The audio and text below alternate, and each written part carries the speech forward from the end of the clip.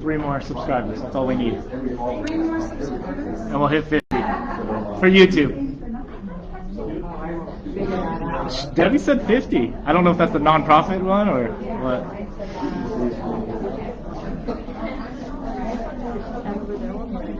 I don't know. All right. Welcome, everybody. Oh, over here. Welcome, everybody. My name is Leanna Pergucci, and I am the board chair of the Fullerton Collaborative. It's like we have a smaller group today, which is totally fine because we are broadcasting on Facebook. So hi, everybody on Facebook. We're so happy to have all of you here today, and we're going to get right into our meeting.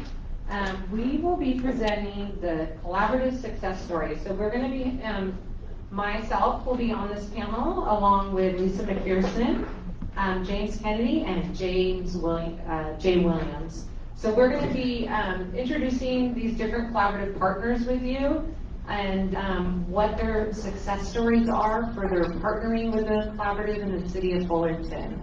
So if you're newer to the collaborative and are wondering how all of this networking and sharing and shared resources and supporting each other works, we're going to have a couple stories for you so you can really understand how we all work together within this organization and how the collaborative is a backbone organization for the nonprofits and the other groups in the city doing the work in the city to make our city as best as it can be.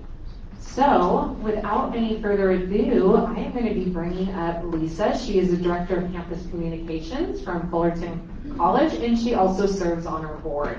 Let's hear from Lisa. Let's put our hands together. Hi, everybody. I'm Lisa McFerrin, Director of Campus Communications at Fullerton College. I've been a member of the Fullerton Collaborative Board for a few years now. And so it's my pleasure to kind of share with you some of our success stories about relationship building that's led to collaborative real partnerships. And I'll bring up James now. And when we get to the left Fullerton part, hopefully Jay will be here by then, and Leanna will come up at that point too. So I wanted to start by saying, what we're hoping as a collaborative is that you meet each other here and relationships get formed here. And so when you do have a need or you do have something to offer, you already have a face to put to the organization that can help you level up your services.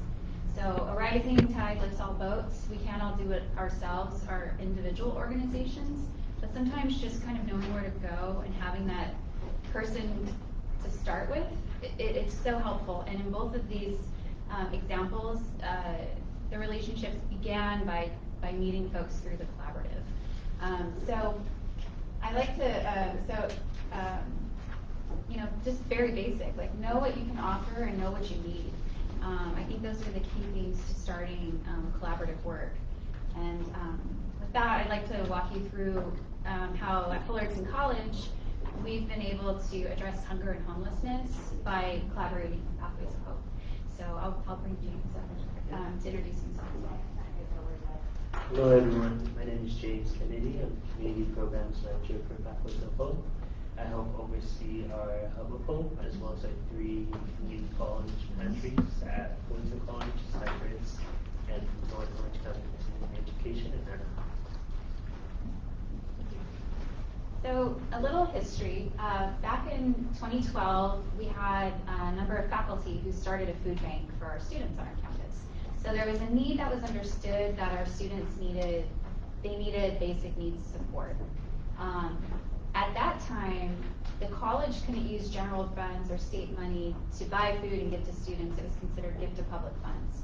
And so we really had to lead this in a volunteer effort. And so we have had a food bank for 10 years, and also the first in the region for a community college to offer a food bank.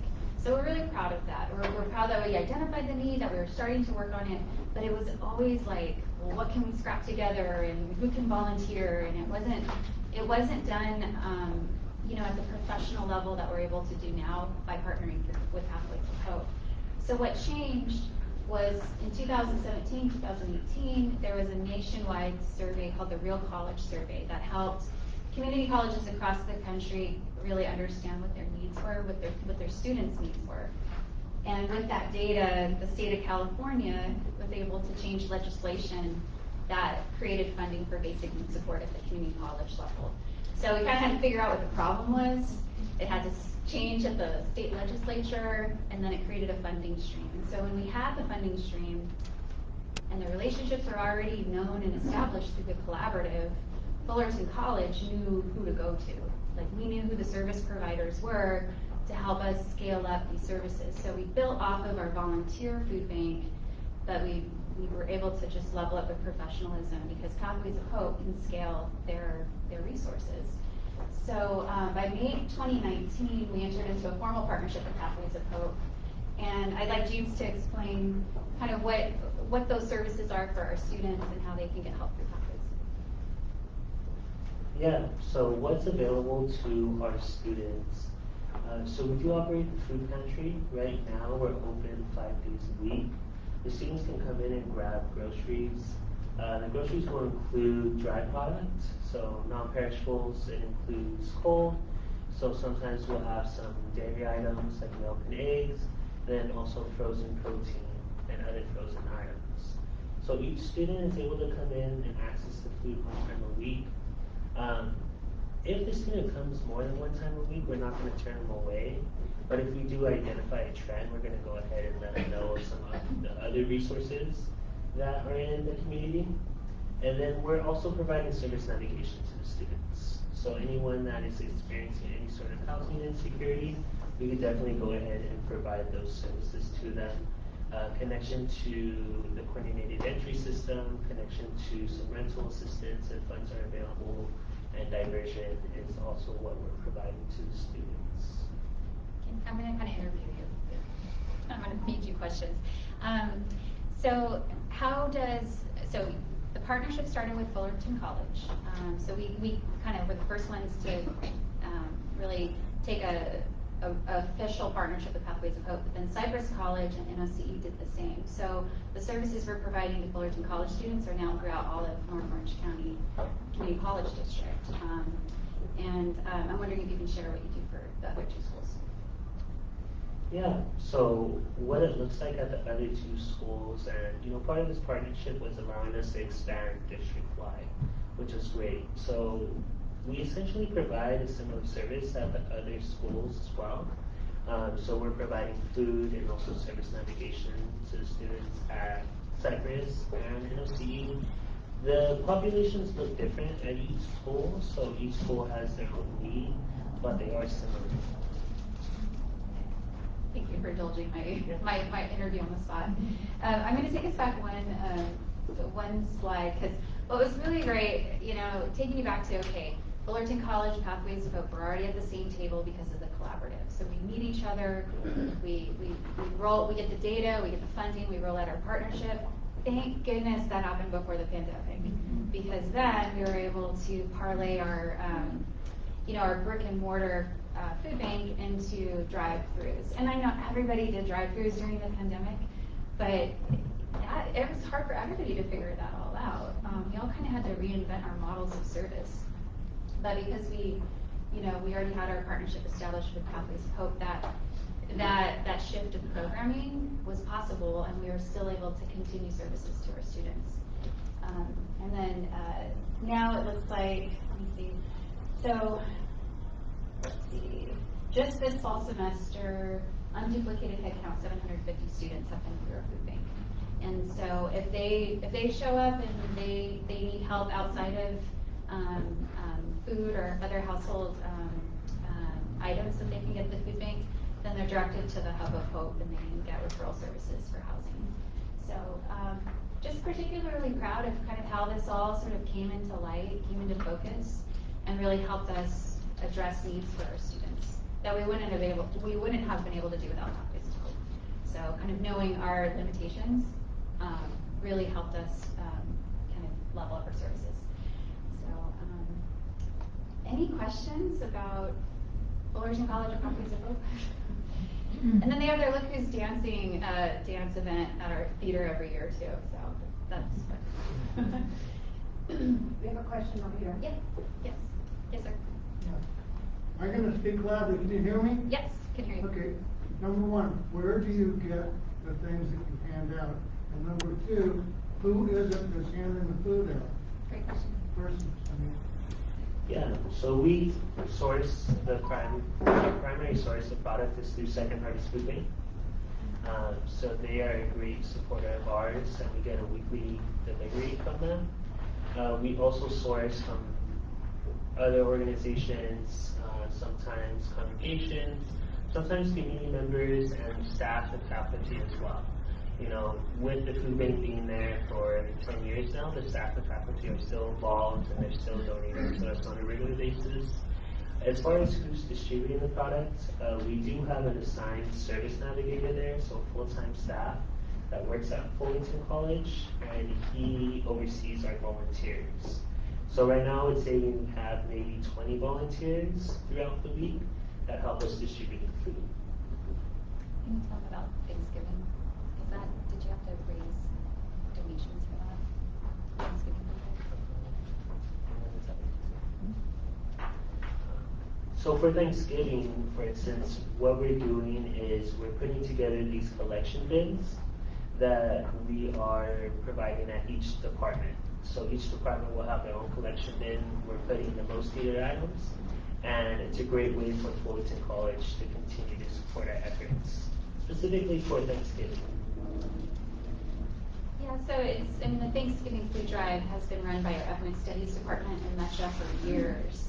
And so these long-standing traditions, like we don't want to lose them at all. And then what we've done is we've helped parlay the Pathways of Hope partnership to kind of keep them going. But it doesn't have to be volunteer-led anymore. It's more volunteer-supported.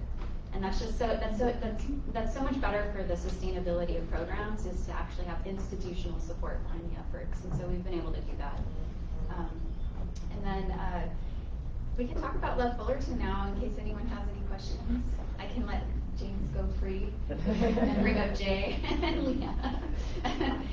Yeah, and if any questions pop into your mind about either partnership. But our Love Fullerton partnership is a lot less formal. It's fun. Well, I mean, Pathways is fun too. But so everybody loves Fullerton, right? But you need to have a place for the party, and the party's large. I had a slide that said that. Sorry, it's okay. That's all right. So I think I want to start by having Jay give us a little beginner lesson, if you're not familiar with Love Fullerton, to help us understand what Love Fullerton is, and then how it came to be at Fullerton College. All right, well, thank you. Well, good afternoon, everybody. It's great to share this little story, which is really all about collaborations. So OC United, we actually had our beginning with starting Love Fullerton. And for me, it came as I was working as a church, and I was in a church context where I was trying to help our faith community engage in the needs and opportunities that were in our own backyard. And we did that through an event that we were calling Grace Works. And it was the model was one church doing good deeds for the city. And one summer we did an event in partnership at WTLC, and we actually painted the outside of this historic building. We had it wrapped with scaffolding around it. We did it in partnership with the police department and 2 other churches, and it was just a great event. And my story is that after that event, I decided I was never going to do another one of these events alone again. And so I made that commitment. I went to Fullerton Act, which was a collaboration of churches that we had, and I told them about the idea. We formed a team together pretty quickly that just brought a lot of partners to the table and said, what do you think about this idea of us uniting Fullerton together to love our city, and kind of invite everybody to come to the table. and everybody was pretty much, yeah, let's do it. And so we started in 2014, and so this year I think will be our 10th year, and it's just continued to grow. And I think the partnership with Lisa was kind of, Lisa and her daughter just participated in the event, and they loved serving together. And that was kind of, and she began to tell me that story, and then we kind of met in this context, and then the conversation about hosting at Fullerton College, where we can invite all the cities. So back in the day, we were all doing our event on the same day. So I think at one time we had 6 cities that were participating, and we would all come to Fullerton College to share lunch together.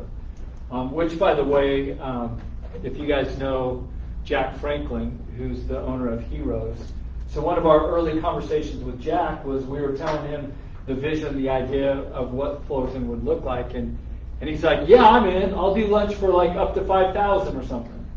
And I was just kind of like, really? Okay. I mean, so I just began to see, as we began to have these conversations, with that kind of a spirit, as people came to the table, yeah, we want to be a part of this. We're all in. And so it's just been really fun to, I mean, I just look around the room, and there's just partnerships all over the place that we've worked together with churches, businesses, schools, school districts, just kind of everybody coming together. Now, you know, when I tell people, you know, what I love most about Love Fullerton is it's not about the day. As great a day as it is, when you invite everybody to come together to collectively do good for your city, that's a beautiful day. But it's not about the day. We really are trying to promote making a difference year round.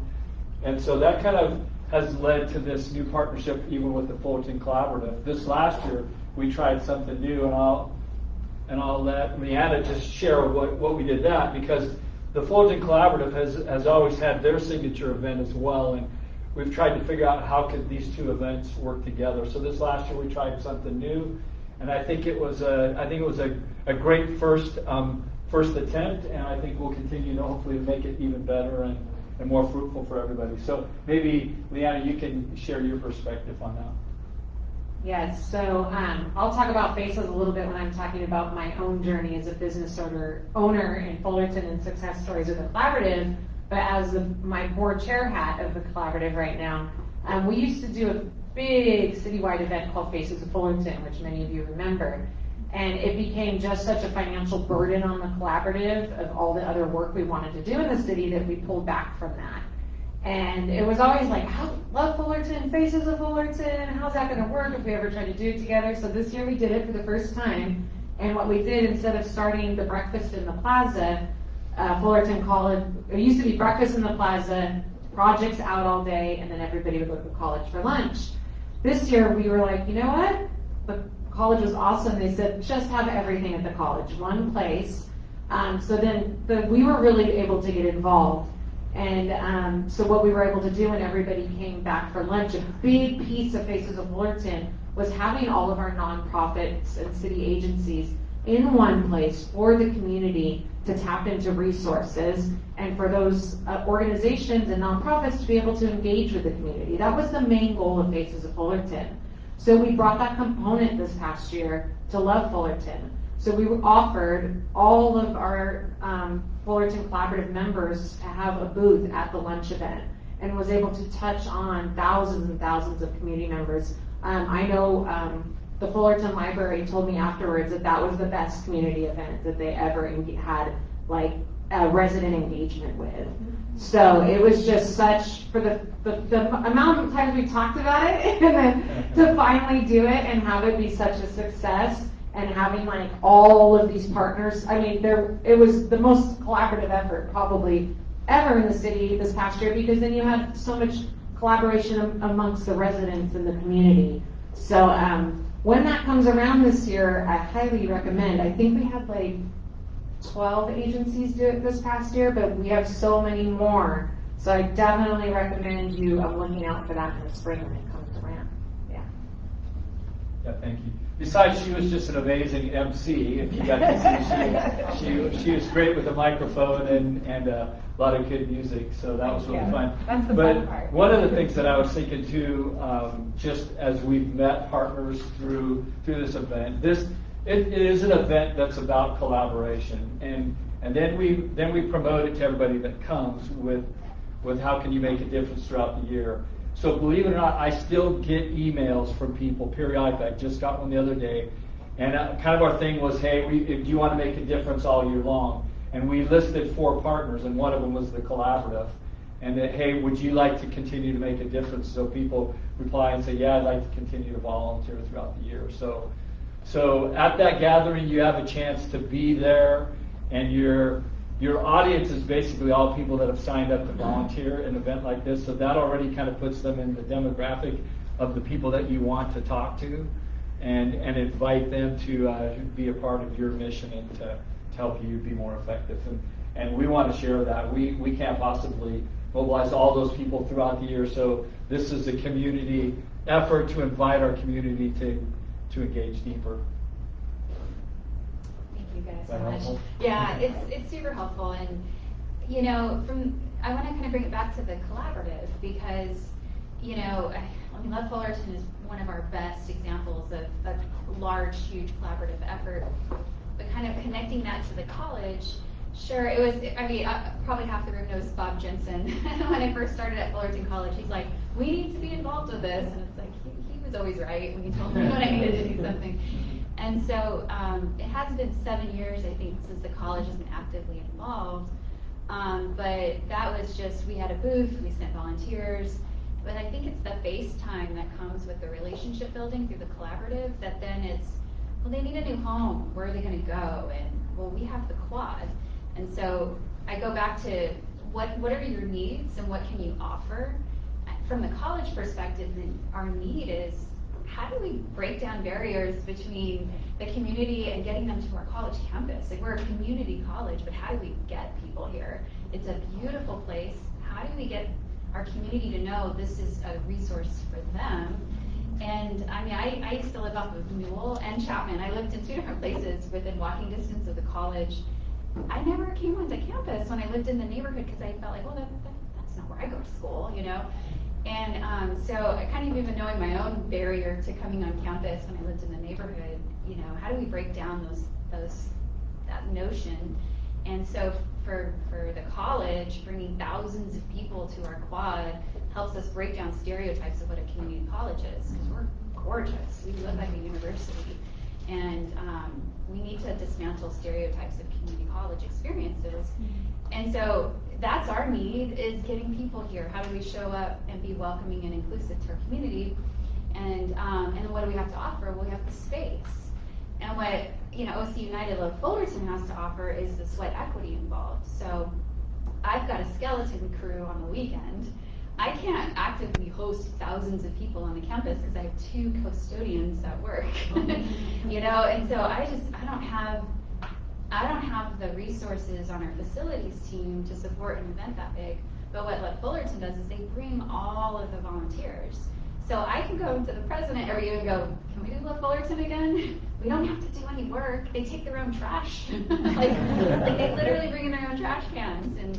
And it's because they're able to work with our limitations, and we're upfront about what those limitations are, and it's a good fit.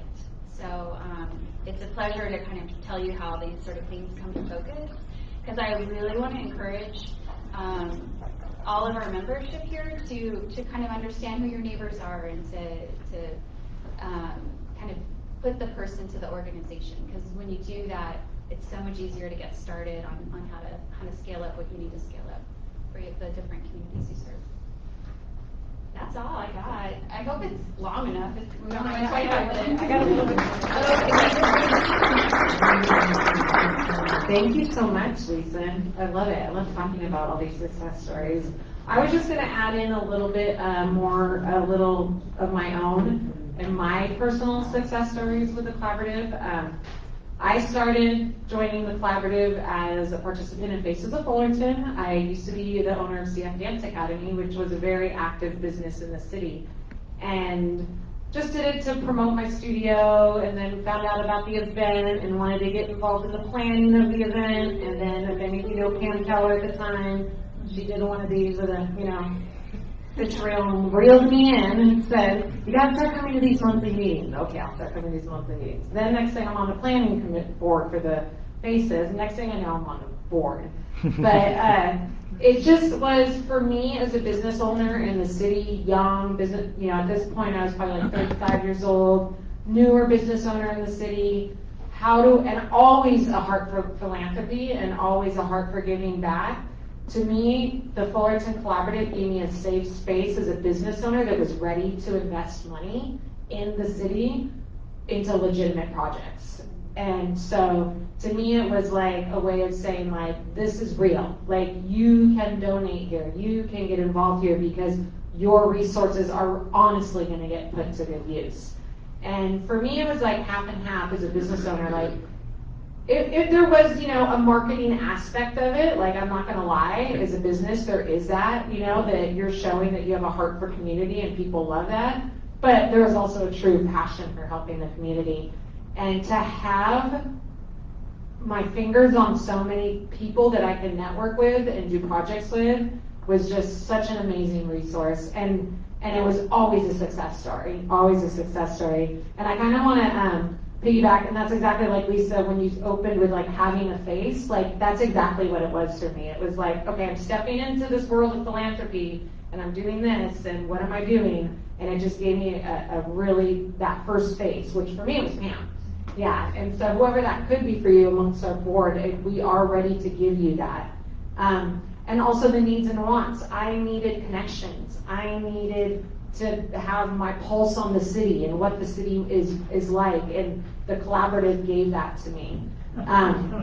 So I moved in the city as the owner of CF for many, many years, like 19 years, and unfortunately had lost my business because of COVID and decided to go ahead and close it.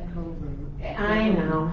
And now I am, through the years of having my dance studio, I also opened in the Williams building downtown an event space, and now I'm the event manager at Matador, which is right here in downtown Fullerton. And one of my decisions makings in my new career was, how could I stay involved in the collaborative? It really was, I had like 3 or 4 job offers on the table, and it came back to Fullerton, and it came back to being involved in Fullerton. And I know it's really hard to get these businesses connected to our nonprofits, but I'm here to tell you, like, they're out there. They really, really are out there, and once you find them, like, stick with them. Because one of my things with Matador was like, I have to have the time to stay involved in this. And then I said, I highly I'm supposed to be managing the floor right now, and I'm here. And I said, and I really said, like, this is important to me. This should be important to you. And Matador always did have a heart for giving back, but never really had somebody that could represent them in that way. And it was a right away yes. We'll join the collaborative. You can represent us as the board chair. It was a yes right away. And a lot of the work that the projects I was still doing that I found because of the collaborative, like the quinceañera, the Muckenthaler, that was such an amazing event, yes. That was because I met Zoot at the collaborative, and how many years later we're still doing that, and now I'm doing it as Matador. And the Quince girls had their etiquette class and got a formal lunch at Matador for free for their etiquette classes. Like, this is all because of connections that happened in this group, 100%. I would not have been able to meet the partners that I meet. Crittman is amazing. Oh my gosh, Crittman in the dance studio, I cannot tell you, we would order costumes, and they wouldn't get picked up, and I'd have bins and bins of brand new clothes, and I knew they were going to children that would just get so excited about new Converse tennis shoes every year. And that seems like a little, but it was thousands and thousands of dollars, and I knew it was going to a place that it wasn't just going to get thrown in a storage room somewhere, that these kids really, really appreciated it, and that helped these kids every year get brand new clothes that were never even touched. So the list could go like on and on and on. The most recent one for me is 2 months ago, David, you introduced me to Cal South. They're nonprofit for the soccer leagues here in Fullerton. And met me at the meeting a couple weeks ago, found out about Matador, found out that we do discounts for a private event space, and we're having 2 huge fundraisers for World Cup viewing parties in next week. So yeah, I know. So the partnerships it's like endless, and I just implore you to like keep nagging the business community, okay? Keep nagging them. They're out there, but once you find the one that one owner, especially in the small business world, you know, that does have a heart for community, sometimes they just need an easy way in, you know? So I just really implore you to keep at that partnership and support. And keep asking people around the table for help. You know, it's just like the same thing, like know what your wants are, know what your deficiencies are, know what you need. Somebody can help you make that happen really easily because they already have a guy for that. I always say I have a guy for that, right? You know, find who those people are and use them because they want to be asked. We want to be asked for stuff like that. So just keep coming to the collaborative for those networks. So those are my little mini success stories. So yeah. All right. Do we have any questions for anybody that presented regarding our partnerships and collaborating within the collaborative? No? All right. Well, next I'm going to bring Debbie up, and she is doing a new member spotlight for Christers. Absolutely. Well, we have exciting news. We are at 57 members, 37 organizations, and we have 20 individual members. And so we do have some individuals here that this is their first meeting, and we're going to go around in just a moment just to introduce them as well. But I do want to highlight some of the new organizational members, and one of them that is new that we may or may not know about is Christers. So I'm going to invite you to come up and introduce yourself and your organization. So. Debbie, we hit 50. We're at 52.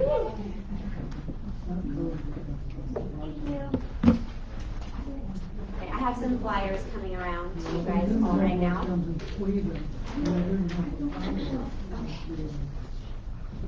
Hi everybody, my name is Nicole Johnston and I am here from Christers. If you are not familiar with Christers, we are a nonprofit that supports teen and young parents in Orange County. So the only requirement for a parent to join our program is that they're between the ages of 13 and 25 and they're either pregnant or parenting. That's all that we ask. That is the only requirement. So I'm just going to tell you a little bit about what we offer them. We have support groups where our families and our parents feel loved and accepted for who they are, because a lot of times they're turned away for being a young parent. We offer parenting and life skills. We help them make sure that they graduate high school, get enrolled to a college or vocational training, or find a job. We have work readiness workshops where we can help them get their cover letters and resumes written and out to employers. We have healthy relationship classes, mentoring and case management, early childhood education, and then we do assessments for the children's developmental milestones, and then we help them get connected to other resources in the community that can help them if we see any type of delay or anything like that. And then we have early intervention services for the children. So we have classes that meet throughout the community. One of the flyers that you got is for our La Habra pop-up. I know it's not in Fullerton, but it's the closest in-person group that we have to Fullerton right now. Since the pandemic, we've kind of launched slowly. So we have a group like in Santa Ana and in Fountain Valley, and then the La Habra pop-up is the closest one to here. And then we also have a virtual group that meets as well, so anyone that's not able to make it in person for any reason can join us virtually on Zoom. Yeah, so I'm just really excited to be here and connect with you guys, and I look forward to just collaborating, and if you have any questions, I'm here, and I would just love to connect with you guys. All right, that's all I have. Any questions? Yeah. Well, it sounds like you guys are offering a lot of services. Do you need support? Like people make donations, volunteer? What do you guys need to thrive? Yeah, so we are always looking for volunteers specifically that can help with our children's program. And then also at all of our groups, we serve a meal to the families. So we're always looking for volunteers that maybe can help us serve a meal.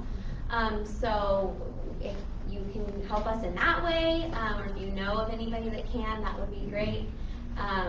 And then we're also looking to expand. Right now we are, like I said, kind of opening slowly since pre-COVID. So kind of looking for different meeting spaces in the community that we might be able to even have a pop-up or a weekly meeting. Something like that would be helpful as well. Yeah. Are you part of a larger network? Are you like a national organization and this is a local chapter, or is this the? This is it. We're Orange County. Yeah. Yeah. Are you guys 501c3? Yes. Yes. Any other questions? All right. Thank you. Thank you so much.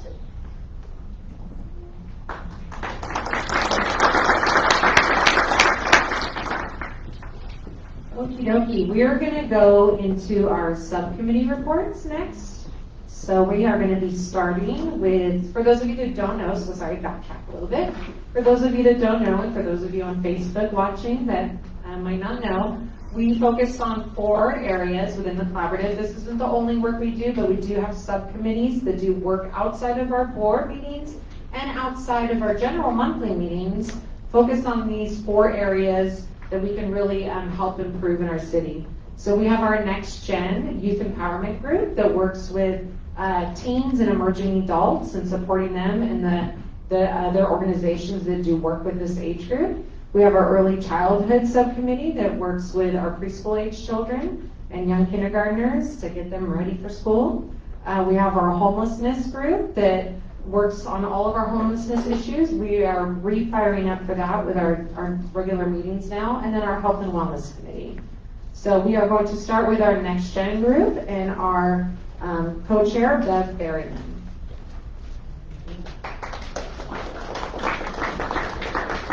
I actually don't have an update on what we're working on yet, because I think we just kind of moved our meetings around a little bit. But basically, we will meet twice, bi-monthly, so once every other month. We meet on Zoom.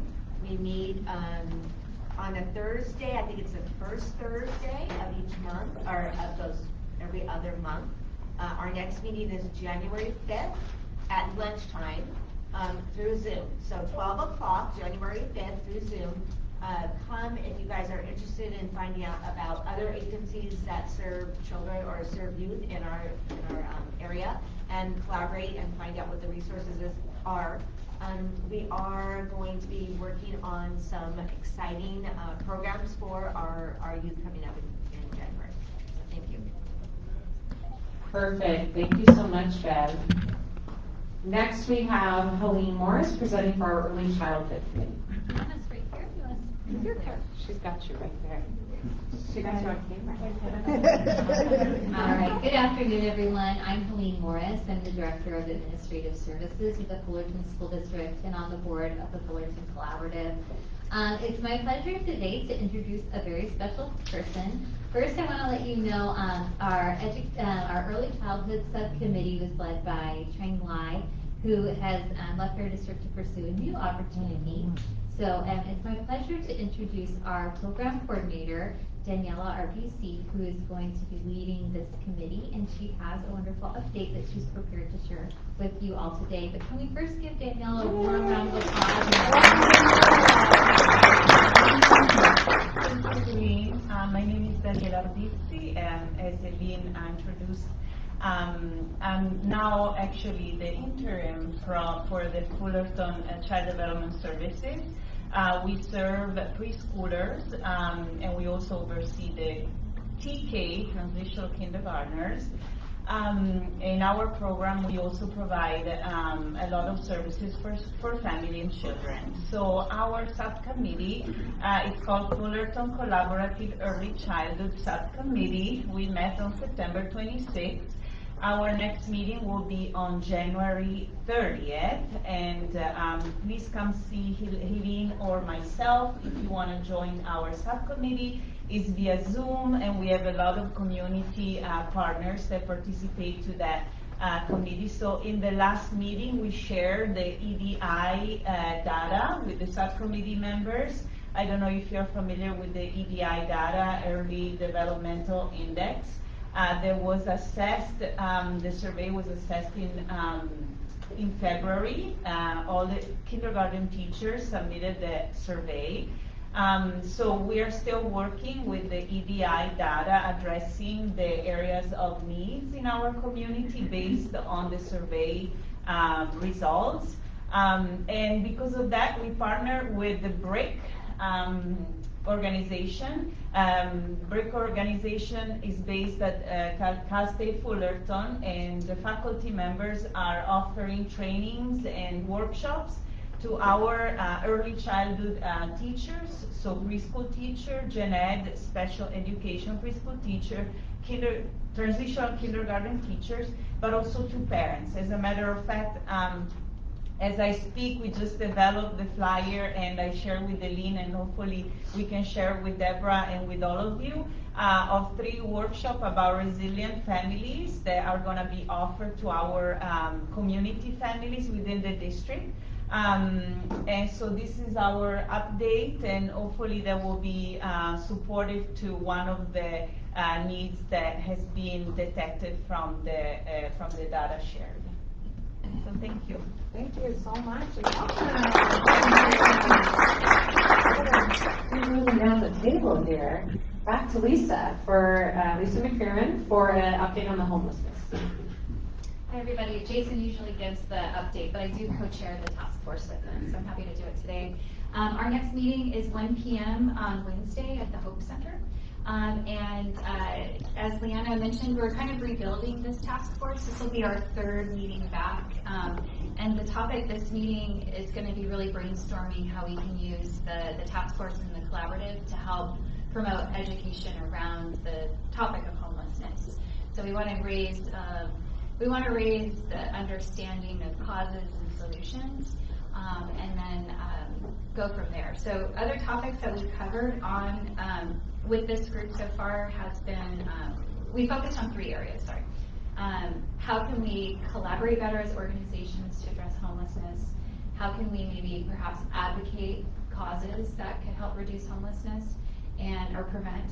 And then now we're going to focus on education. So how can we educate ourselves within the community so we can kind of get all these things accomplished? So if you're interested, if this is a passion area of yours, it's a great group. We really enjoy meeting. So we'll be together this Wednesday at 1 p.m. at the Hope Center. Thank you, Lisa. We're going to the back of the room now for Peter. Peter is on our board also from St. Jude Medical Center for our Health and Wellness Committee. Hello, everyone. Can everyone hear? Yes. Okay, perfect. My name is Peter Hernandez, and I'm here with Providence St. Jude Medical Center, reporting for our Health and Wellness Subcommittee. So our next meeting will actually be on November 30th at 9:30 a.m. Through Zoom. Just as far as updates with our Health and Wellness Committee, our Fall Fitness Championship Quarterly Health and Wellness Challenge will be coming to an end at the end of this month. And just as a reminder, this is one of the strategies that we implemented in the city of Fullerton to just promote engaging in more physical activity, just because coming off of the pandemic, there was an increase in BMI among the city. And so we just wanted to provide different opportunities for the city. As far as statistically where we're at with the challenge, we've had 3,056 participants with this challenge, and of these participants, 1,019 goals have been set. And so as a reminder, we do conduct follow-up calls with all of these individuals who have set goals with us, just